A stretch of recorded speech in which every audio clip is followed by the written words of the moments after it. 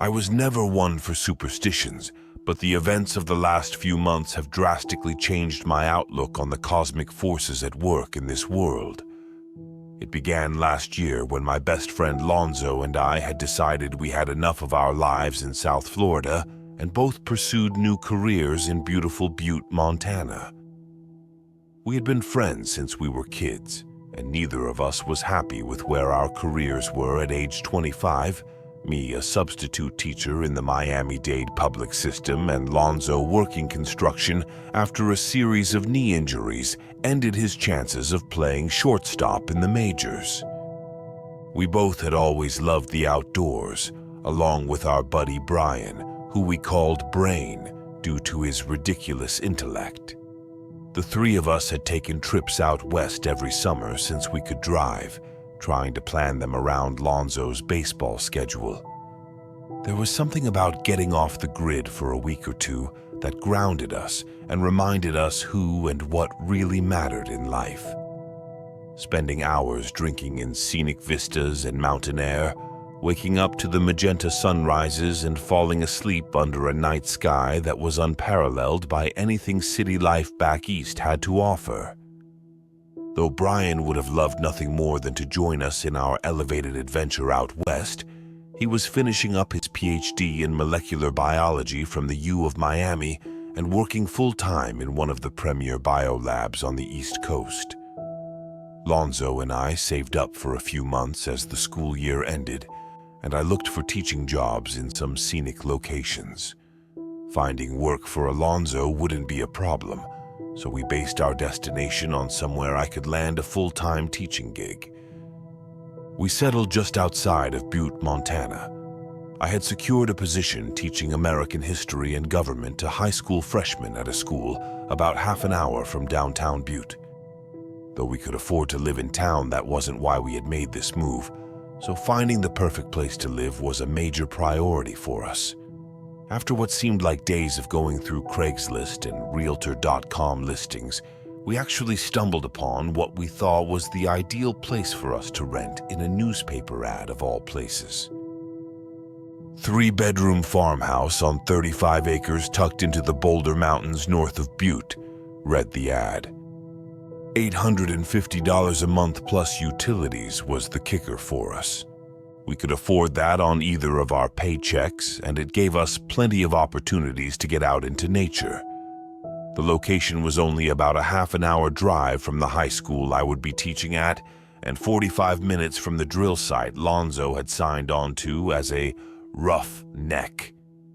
I joked with him about how they call it a rough neck for a reason, and that he would have to spend 2 weeks straight at the site sometimes. Lonzo said it couldn't be any worse than building high-rises in Coral Gables, and the money was way too good to pass up. Before we signed our lease, we met with our soon-to-be landlord to put down a deposit and check out the house.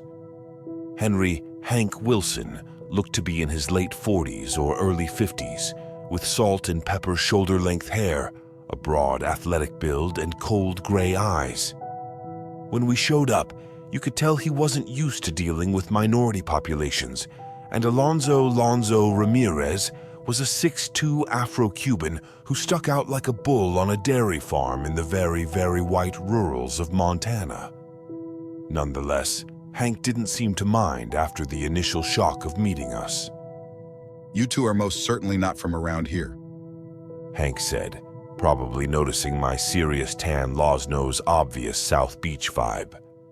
"You caught us, detective. We are on the run with stolen jewels and needed a place to hide out for a few decades."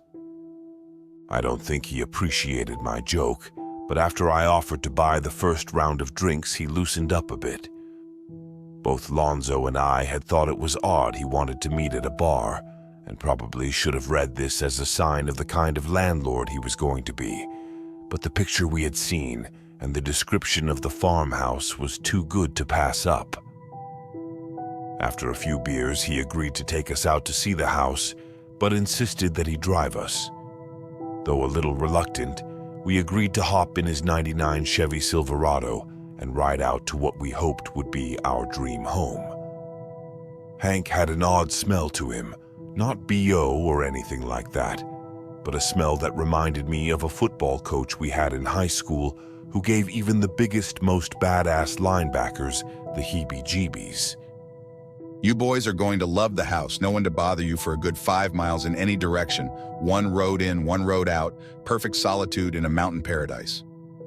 Normally, the idea of this type of place would have me over the moon, but something about the way Hank said it made the hair on the back of my neck stand up straight and my skin crawl. We had come out west for this exact reason, but now with Hank Wilson driving us out, it seemed like the last place I wanted to be. Don't ask me how I knew, but Alonzo felt the same way. Between our tension and Hank's odd predatorial scent, you could almost taste our fear in the air. The longer we drove, the more I felt as if this may actually be a trap. I remember trying to come up with reasons for why we needed to go back into town, but Hank insisted we see the place and that it wasn't much further. It was at this exact moment I noticed Hank, much like a high percentage of men in Montana, was packing heat. From the look of it, he had a Smith & Wesson .357 Magnum on his right hip. I recognized the model because my uncle had one as his service weapon with the Florida State Police. It didn't take long for Hank to notice both me and Alonzo staring at it. Bears and coyotes, He said. You would be wise to invest in some type of firearm yourselves, though there is a good chance that if you put one on the wrong spot of a grizzly, it will just piss him off. His joke actually lightened the mood a bit, and finally the house came into view. It wasn't as much as a farmhouse as it was an old Victorian. Sitting up on the top of a hill tucked against the backdrop of some of the most beautiful country I'd ever seen. A grove of pristine pines, lush with needles and as dense as a swarm of bees, not 50 yards from the back deck. The house itself reminded me of the Marston house from Stephen King's classic Salem's Lot, but I was hoping this location wasn't infested with vampires. Little did I know the horrors that awaited me were far more terrifying. Hank gave us the full tour, explaining that old places like these way out here in the woods have a few important rules. The first was, do not use the fireplace. It worked, but was far too great of a risk in a house built from Douglas firs in 1892. Second was that we could not change any of the original woodwork, paint the walls, or remove wallpaper. Nearly everything was original to the house, and the owners hoped to restore it and sell it one day in the future. Third was that internet and cell service were spotty at best, but that there were a couple of cafes in the nearby town of Rockwood that had free Wi-Fi. Last was that the basement was off limits to tenants. The owners still had several things of value there that Hank would have to come out and transport from time to time, so they should also expect to see him there a decent bit. All things considered, the place was amazing. It felt like something out of another time period, and the fact that it still had a lot of the old school charm and furnishings, not to mention the pictures of what we assumed were long-dead former family members still on the walls, gave it a friendly but also macabre mystique. We thanked Hank for showing us around and asked him how soon until we could move in. He told us as soon as our deposit check cleared, we could start moving things in. We went back to our hotel and called Brian to let him know the great news. "Brain, this place is amazing," I told him excitedly. Yeah, amigo. You would absolutely love it. Alonzo chimed in from the bathroom. I've told you guys a million times to stop calling me Brain. He chuckled, only joking. "Whatever you say, Brain," Lonzo and I said in matching sarcastic replies. I can't wait to come check it out. Maybe right before school starts up or during your fall break. Things are just a little crazy at the lab right now. He said with some resentment. I could tell he wanted to be on this adventure with us, but he was living his dream and we were happy for him. "I will give you a call when we are all moved in. Well, if we have service, that is. This place is super remote." Just be careful, guys. he said to us with a twinge of caution in his voice. You don't have Big Brain Brian out there to keep you two goons out of trouble. We will be just fine, buddy, I said, not realizing how incredibly wrong I was. A few days later, we were moving in the few things we had brought with us and getting the lay of the land. Lonzo and I did a couple of day hikes right from the property and knew we had come to the right place. The terrain was awe-inspiring, white-capped monoliths covered with thick green forests, mountain streams so clean you could drink directly from them, and the sunsets that could melt away any fears we had previously about making this move. We wanted to get some fun in before Lonzo had to spend 2 weeks at the rig site, hoping a big strike would net him an early bonus. After about a week of checking out what the town of Rockwood had to offer, as well as some of the best local trails and water holes, it was time for Lonzo to head out to the rig. We had used some of our savings to buy him a beat-up Ford Ranger he could use to get to and from the rig. This way, we both had a vehicle out here. Let me know when you get there. Maybe you'll have better cell service than we do now. They better. My damn Cornhub app better be working too. Otherwise, I'm going to have to go analog and buy me a Playboy, he said, completely serious. Shit, do they even make nudie mags anymore? I don't know, bud. Hef is dead, so who knows? That first night alone in the house was when I started to notice some strange goings-on. I was laying in bed doing some prep work for my upcoming classes in the fall. We still had a good 2 months before the school year started, but I wanted to really be prepared and knock it out of the park this first year. I was in the middle of typing up a lesson plan on the rights of citizens protected by the First Amendment when the power went out in the house. I thought it was particularly odd that my laptop, which had been at over 60% charge, also died on the spot. I looked at my phone and had no service, but at least it provided me with some light. I hadn't noticed how quiet it got in the house at night, and it seemed like every little blow of the wind would weave its way through the floorboards and bring the house to life. It was then that I heard the scratching for the first time. It began subtly, almost like a whisper, and I originally blamed it on the wind, but the longer it went on, the more distinctive it got.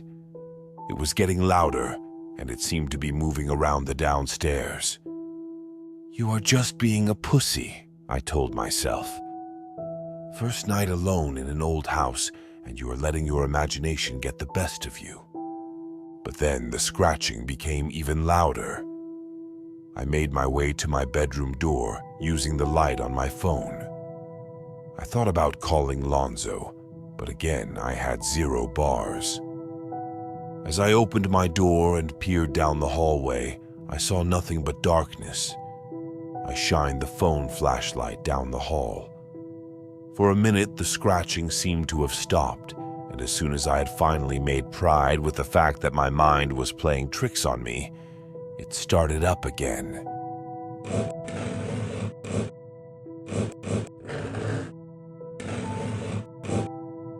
By this point, my heart was also pounding between my ears, and I was having trouble focusing, but I knew where the scratching was coming from. I slowly made my way down the stairs and was standing at the basement door. It was louder now.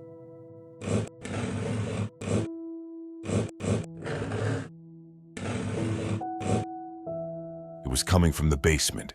Normally, this is where I would turn and run for my 2012 4Runner parked outside and never look back. But for some reason, I knew I had to see what was making this noise. I approached with caution, and almost as if the higher powers wanted me to give them a show, my phone died. No light, no weapon, no one to save me. I slowly made my way to the basement door and peered down the steps below. It was black. Impossibly black. Through this darkness that almost seemed alive, I could make out something moving below. I tried to get a better look into the darkness, even if it was just to put a face to the creature that was about to end my sorry excuse of a life. But I couldn't make out anything more than a shadow figure from where I was at the top of the stairs. I tried to move down the steps as quietly as I could, the shadow beast not more than what I thought was 5 feet below me. I got to the third step down and slipped, barely catching myself of the railing before receiving a face full of bright light. Jesus fucking Christ, Hank! What the hell are you doing here in the middle of the night? Sorry, bud, I came out when the weatherman predicted high winds. He said as calm as a lamb. This place frequently blows a fuse when the winds kick up and put pressure on the power lines. I was trying not to disturb you, but from the look of it, I did more than that. Yeah, I would say so, I said, annoyed. Maybe I wouldn't be wound so tight if you hadn't been scratching the damn walls down here. What are you talking about? I was just messing in the fuse box. I wasn't scratching anything. Hank was becoming annoyed himself. You didn't hear that scratching a few minutes ago? I heard it all the way up in my room, I said, slightly out of breath. I didn't realize how worked up I had gotten. I have no idea what you were talking about. Hank said as he put a tool back in his belt, looked like a small chisel which wouldn't make much sense for fixing a fuse. Then what the hell is that? I exclaimed, pointing to what looked like dark red claw marks ran across the wall. Hank examined them with his hand, touched the marks, and then touched his hand to his mouth as if to taste it. Mold. Places like these. Unfortunately, it is a price you have to pay for the rustic atmosphere. It's dark red. What kind of mold is dark red? I could tell Hank was not in the mood for explaining himself and fell back on the rules of the house, and he explained that my ass was not supposed to be in this basement, and that though he himself would be there frequently, on this occasion he was out here trying to be a good landlord. After a few minutes of pestering and deciding who was right, Hank packed up and headed out. The power was back on, and I actually had service for a change. After I saw Hank's headlights making their way off the property and back towards town, I went back to the red mold on the wall of the basement stairs. I touched it and was surprised at its consistency. It was almost like a gelatin, or some type of ooze more than a plant. I am no botanist, but this was nothing like any mold I had ever seen before, and the fact that it was on this wood, ingrained in what looked like scratch marks from fingers, or better yet claws, made it even more bizarre, not to mention unnerving. Though I didn't know what it was, I took a picture and sent it to my other best friend in the world. Hopefully, Big Brain Brian would shed some light on this situation for me, but unfortunately it would have to wait for answers, because as soon as I was able to send him the photo, I lost service again. After a nearly sleepless night, I woke with the dawn the next morning and decided to do a little investigating around the house. When I went back downstairs, I noticed Hank had placed a padlock on the basement door, one of those old industrial ones you would see in old movies on the gates of a dilapidated old mansion covered in ivy and moss. I lifted it up. Its weight was substantial. I decided it wasn't worth my time or the possible conflict with Hank to mess with it any further. As I made my rounds of the first floor, I noticed some of the photos on the wall were not as old as I thought. Some actually seemed to be pretty recent. There were a series of prints hanging in small frames from a small back stairway leading directly to the third floor, which was just an old storage space, likely with asbestos. Nevertheless, these pictures were of what appeared to be a family of 4. A middle-aged couple, their teenage daughter and adolescent son. The mother, I presumed, looked oddly familiar, but I could not seem to place her face. It was like seeing the ghost of someone you met in a past life. There was some recognition of something I didn't actually know. As I examined the photos further, I began to hear the scratching again. I thought my mind was playing tricks on me, and that maybe my lack of sleep was making me hallucinate. But sure enough, there they were.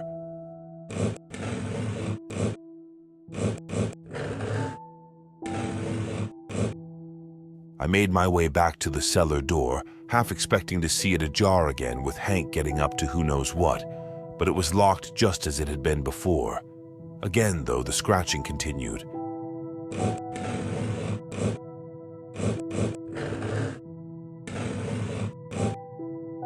I inched closer to the door, trying here if anyone was down there, but nothing.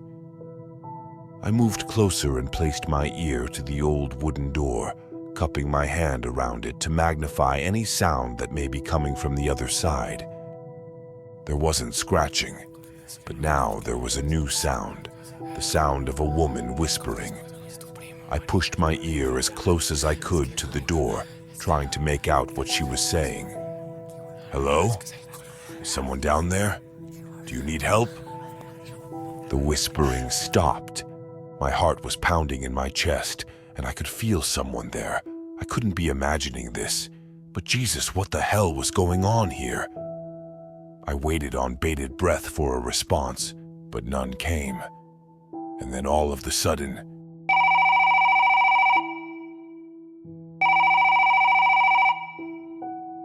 I had service again. Yo, what's cracking, Montana Max? How's life in Big Sky Country? Brian, you have no idea how good it is to hear your voice. Things have been great, but also a little weird. Did you get the picture I sent you? Yeah, man. Really odd-looking mold. Never seen anything like it down here. That being said, I am not super familiar with the flora of the Mountain West. I was a bit surprised by this answer. Brian was not one to easily admit defeat in terms of something testing his intellect, which is why what he said next made a lot of sense. So, since I've never seen anything like that before and neither have the colleagues I showed it to, you think you could mail me a sample? Mail you a sample? Why? Because you know I love a good mold mystery. No jackass, because it's something I've never seen before. And you know how I get with plants. If it's something rare, I could include it in my current research. I paused for a few seconds before responding. All right, what do you need me to do? He explained the process to collect a sample and send it to him. I explained that I didn't just have a Petri dish lying around, and he walked me through how I could use a Ziploc bag to make a pretty well-sealed sample. After collecting the sample, I told him I would mail it next time I was in town, which I hoped would be the next day. We talked a little longer about how things were in South Florida, and I told him about our creepy-ass landlord who made my skin crawl like Coach Carter. He told me he would give me a call in a few days when he got the sample, and even offered to pay for the expedited shipping. He was really excited about the chance to study something he'd never seen or come across before. A couple days later, I decided to venture into the little hamlet of Rockwood. It was a pretty nice little town. It had the charm that only Western mountain towns can produce, a rustic vibe, but at the same time modern America moving in. It had plenty of coffee shops and cafes, as Hank had mentioned, advertising free Wi-Fi. There was a Starbucks and a couple other popular chain restaurants. At least half a dozen outdoor enthusiast shops, all within the 4 square blocks of downtown. I was already familiar with the charming Mel's place from our first encounter with Hank, so I figured a second stop may be a good chance to find out more about the town and maybe even the house I was living in. I was more than a bit surprised to see almost a full crowd at the bar at 11 a.m. on a weekday. I guess Mel's is the place to be.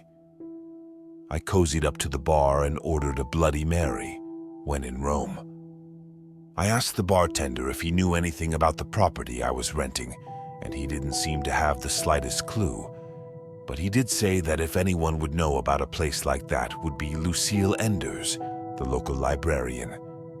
I finished my bloody, left a nice tip, and made my way to the Rockwood Public Library.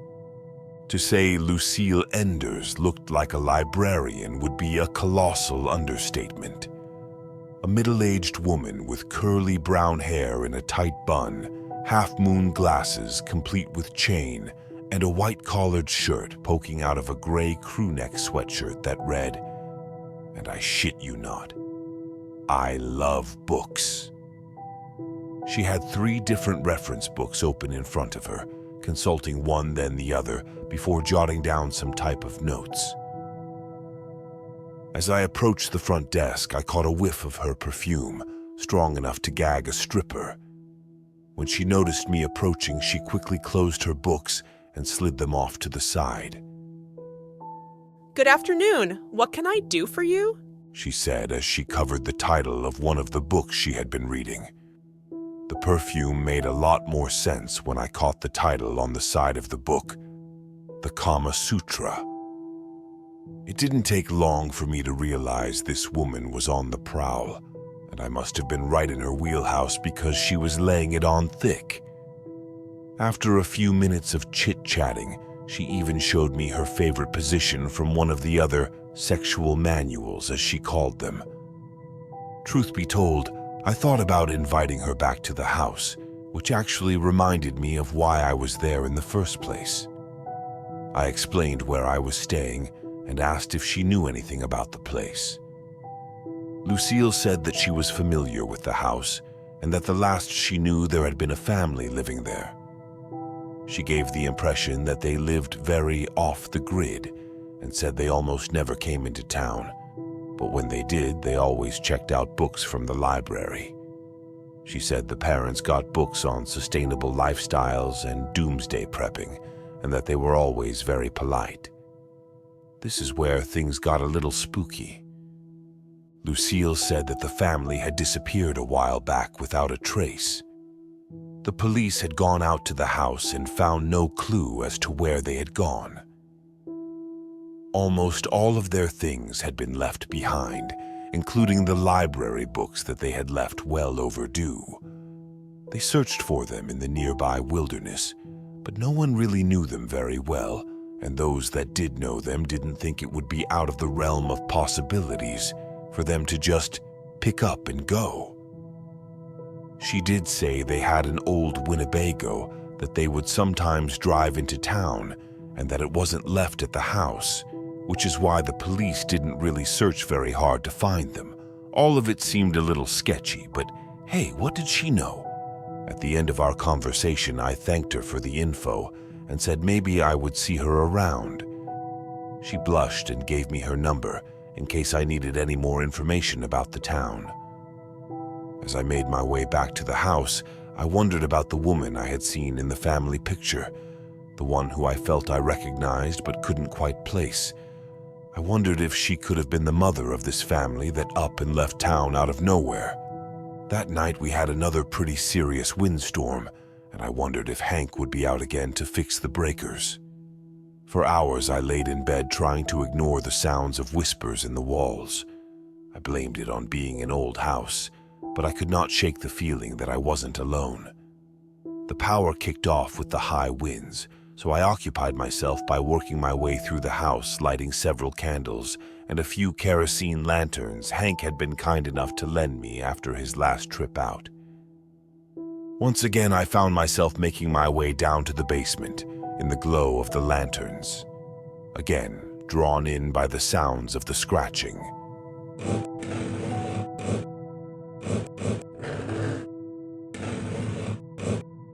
This could not actually be happening. I was a grown man letting a spooky old house and the disappearance of the previous inhabitants let my mind play tricks on me. I was so delirious I didn't even realize I had walked all the way downstairs and was just a few feet away from the basement door. The scratching was louder now.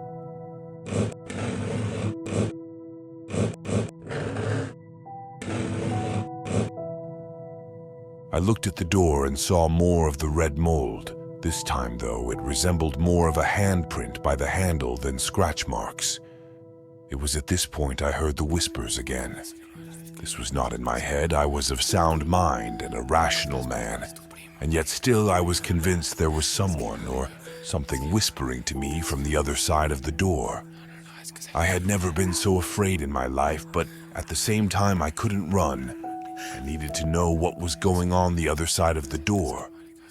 My stomach twisted in knots, and my palms were greased with sweat. I tried to gather my nerves and put my ear to the door. The whispering stopped. It was replaced with a very distinct sound. The sounds of human nails scratching into wood.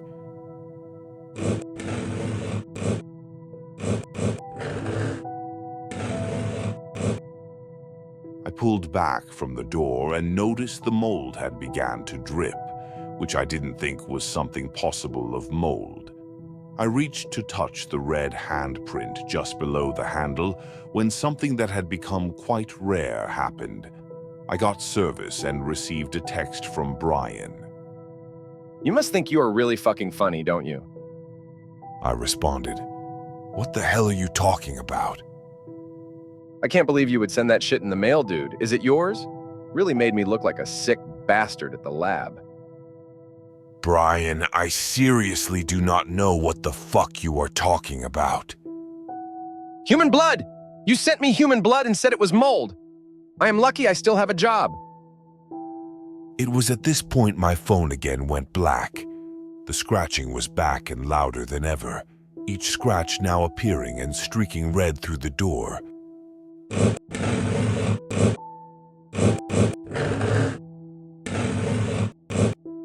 Each streak of red now dripping crimson drops on my side of the door, and the whispers were back. Who are you? What do you want? I screamed at door. I'm still not sure why I didn't immediately hightail it for the car and never look back, but something in me was screaming to break down that door and get to the other side. I was a man possessed, and though every inch of my being was screaming to run, run, and never look back, I was going to see this through. I went to the kitchen and grabbed a hammer from our tool drawer. I made my way back to the door and began swinging away. By the third swing, the padlock cracked and released its hold on the door. As the door slowly crept open, what I saw sent a chill through me.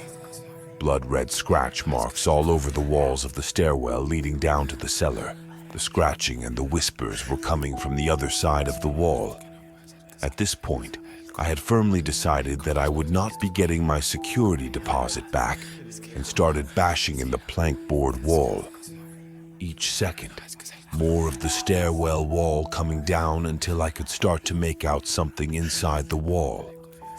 At this point, I was dripping with sweat, covered in debris and red mold, and praying that maybe at some point I would wake up from this waking nightmare. Though I didn't have service, my phone flashlight still worked perfectly. I slid the hammer into my pocket and peered behind the drywall into the depths of the house itself, like peeling back its skin to see what made it tick. What I saw is forever emblazed into my psyche, and I am not sure there are enough therapists in the world to help me unpack the mental anguish of it all. It was a corpse. Correction, it was several corpses. The closest to me was unmistakably a woman, and I knew exactly who it was from her floral dress, the same she was wearing in the framed picture upstairs. It was at this moment I remembered why I had recognized her. It was her eyes. She had the same cold gray eyes as Hank.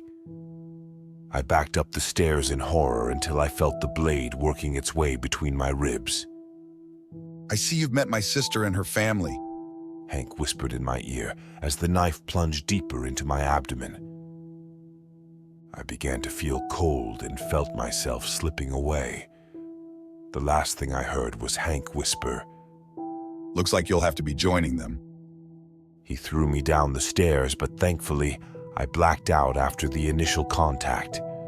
When I came to, I was at the bottom of the stairs, soaked in what I imagine was half blood and half sweat. Hank must have thought I was already dead because he had already started patching up the wall. I just had been out for a while. I watched him patching the wall, trying to plan my next move and figure out a way to survive this. Hank, thinking I was dead, gave me some element of surprise. But I had lost a lot of blood, and my legs had gotten pretty banged up in my tumble down the stairs. Even with age in my side, I would be no match physically for Hank at this point. As I tried to figure out my options, I heard a very familiar voice from upstairs. Hola, amigo. Guess who's back with a fat paycheck from a big strike? Lonzo.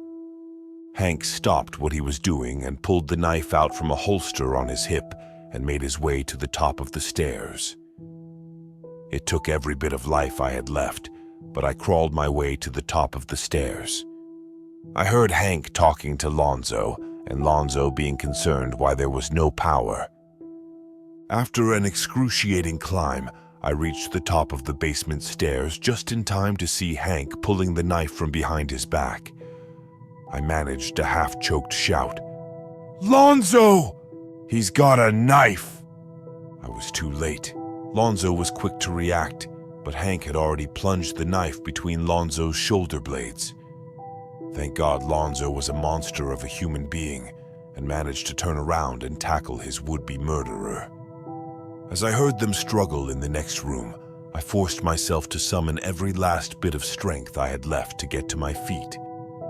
Lonzo and Hank must have knocked over a lantern because the living room had erupted in flames. My weight leaned against the wall. I slid myself closer to the living room, watching the shadows danced across the wall as they exchanged blows. As I turned the corner and saw the extent of the fire, in the middle of the room, Alonzo struggled on his knees with Hank, standing behind him with his hair in his right hand. They both looked as if they had gone 10 rounds with Apollo Creed. Lonzo saw me and mouthed the word, "Run." It was almost as if everything began to make sense because, as he did, I heard the scratching again.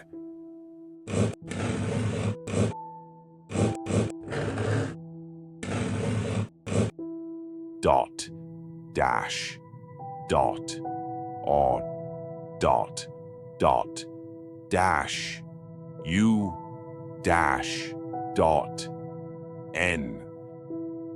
It was fucking Morse code. Hank removed his knife from Alonzo's back and dragged it across his throat, spraying hot crimson blood across the room. The flames had spread to the kitchen and were quickly enveloping the entire house.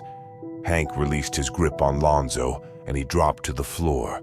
My heart sank because my best friend was dead. Hank then turned his sights on me.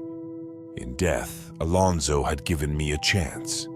Hank had a large gash across his forehead, which was dripping blood into his eyes, so he must not have been able to get a good look at me. I am. Or sure if it was rage or hatred in the fact that he was a psychopathic family-murdering lunatic, but he charged me. He didn't realize I had the hammer. A few steps before he reached me, he raised the knife, ready to bury it in my skull. Though I had already used every last bit of my energy dragging myself up from the basement, I somehow found another wind and swung the hammer. It was as if Lonzo was holding me up and guiding my arm. I made a direct hit with Hank's jaw. Teeth and flesh flew across the room like candy from a piñata. His knees went limp and he hit the floor, hard. I turned him over and looked him in his cold gray eyes, his jaw slack at the side of his face, gnarled and ajar, blood and drool spilling out. Even now, the hate in his gray eyes burned, and I swear they went from gray to red, just like the mold. "Go to sleep, you son of a bitch," I said, as I buried another hammer thrust down, effectively removing his jaw from his face. I dropped the hammer and dragged myself out of the house, just as the flames had stretched to the second floor. I regret not pulling Lonzo out with me, but I knew if I died in that house, then he died for nothing. I made it out to the front yard, the house burning down behind me, its beautiful Victorian frame engulfed in flames. They poured out of the windows, and it was just as Hank had warned. The entire structure was feeding the blaze like ravenous hyenas taking down a wounded gazelle. It did not take long for the entire structure to collapse in on itself. After a week-long recovery in Butte's St. James Hospital, I was transferred to a larger facility in Billings. The fire and police departments had a lot of questions for me, and I still think they suspect I had more to do with the bodies they found than I let on. They were able to identify several bodies in the wreckage of the house, but due to the fire and collapse, it was hard to determine much from the remains. I was done with Montana and needed to spend some time back with people I cared about, so I returned to my home state of Florida. My recovery has been a long one, and I've had to stay in touch with the Montana State Police, as they were never able to identify the body of Hank Wilson, probably, they say, because that wasn't his real name. I would like to think all of this was behind me, but I came across some fresh red mold in my basement today and have been hearing the scratches again at night. I'm not sure what the other side is trying to tell me, but it seems to have the same message it did in Montana.